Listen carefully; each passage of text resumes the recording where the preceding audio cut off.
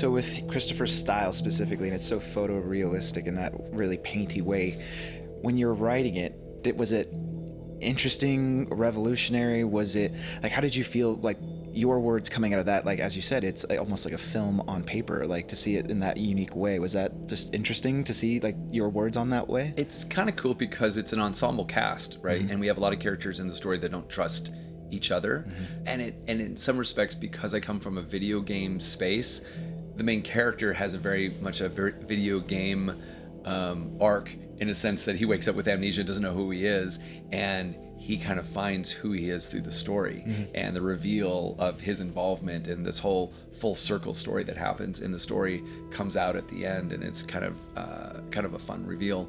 The flip side is that he's paired up with this woman named Hannah, and she wakes up in the middle of this thing. She was a resident in the town and just wanted to get out of this place, and now that everyone's dead, she just wants it to go back to the way it was. Right. So it, in a sense, becomes more of her story than the protagonist's story, because she has this realization that she's appreciating of what she lost that's there, and she finds it within Chris, like the main guy, who they don't trust each other at the beginning, and they also don't trust each other at the end. So writing characters like that was challenging, because you had to remember this guy maybe doesn't know anything, and maybe we don't even trust our own protagonist for a while, and maybe he knows something and he's not leading on, and when does he start to remember, which he starts to do, and when that moment is.